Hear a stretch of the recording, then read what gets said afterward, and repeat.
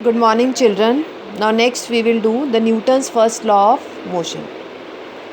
What is the Newton's first law of motion? According to Newton's, write down, according to Newton's first law,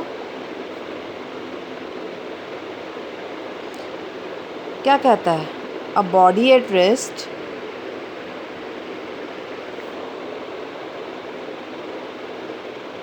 will remain at rest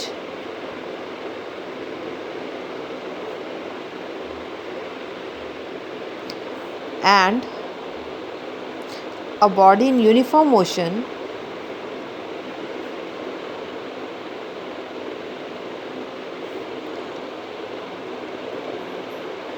will remain in uniform motion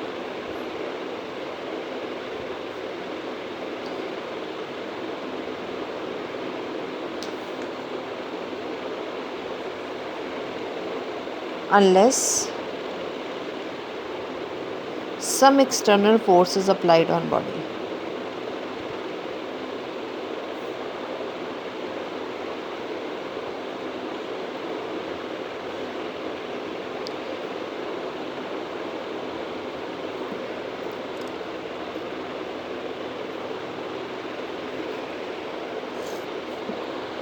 What does it mean? It means that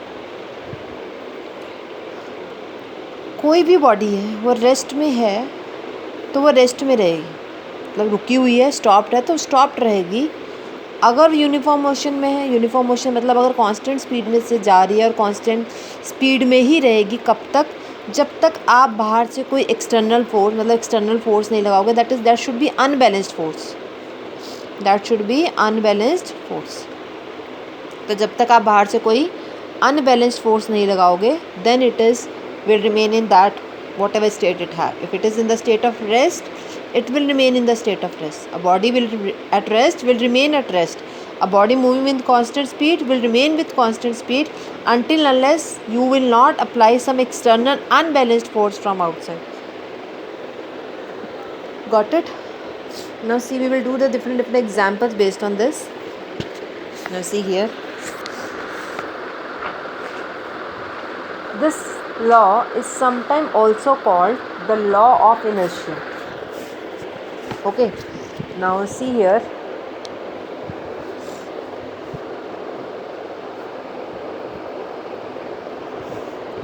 Here you will write down this law is called as law of inertia. Now what do you mean by inertia? देखो, inertia का if you will find out the meaning in dictionary, that will be अड़ियलपन, जिद्दीपन.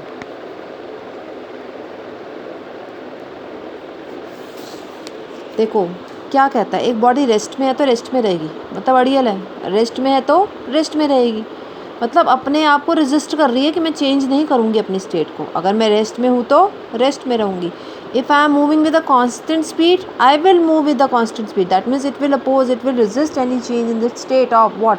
State of uniform motion and state of rest. वो अपनी rest की position को और अपनी uniform motion की पोजीशन को, स्टेट को चेंज नहीं करेगी. कब तक? जब तक आप बाहर से कोई अनबैलेंस्ड फोर्स इस पर नहीं लगाते. तो मीन्स बॉडी अड़ियल है, ज़िद्दी है. This property of a body is called as inertia. This property of body, क्या प्रॉपर्टी बॉडी की? कि अगर मैं रेस्ट पे हूँ तो रेस्ट पे रहूँगी, अगर मैं कांस्टेंट स्पीड के साथ जा रही हूँ तो कांस्टेंट स्पीड पे ही रहूँगी. कब तक? जब तक आप बाहर से मुझ पर कोई अनबैलेंस्ड फोर्स नहीं लगाओगे. इस प्रॉपर्टी ऑफ बॉडी को आप क्या बोलते हो? Inertia. Now what is inertia? It is the ability of a body, it is the property of a body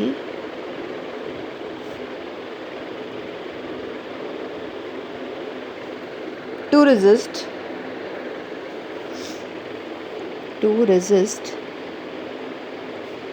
होता रोकना, to resist any change in its state of rest. मतलब अगर आप उसको रेस्ट से लाने की कोशिश करोगे, और स्टेट ऑफ यूनिफॉर्म मोशन,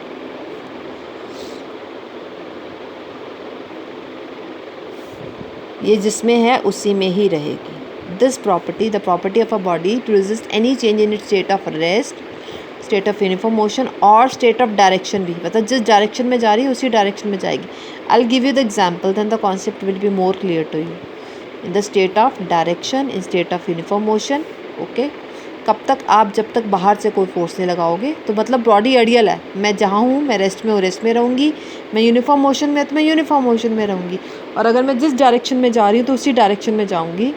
इसको बोलते हैं, this property is called as inertia. अब न्यूटन के फर्स्ट लॉ में भी यही कहा था, a body at rest will remain at rest, a body in uniform motion will remain in uniform motion unless you applied some external unbalanced force from on it. Okay, so that's why it is called as law of inertia. ये जिद्दीपन का law है. ठीक है. Now I'll give you some examples based on it. Now see here, different type of inertias are there. Examples will be based on that. Inertia is of three types. One is inertia of rest, rest में रहने का अड़ियलपन. Another is inertia of uniform motion, या inertia motion भी कह सकते हैं.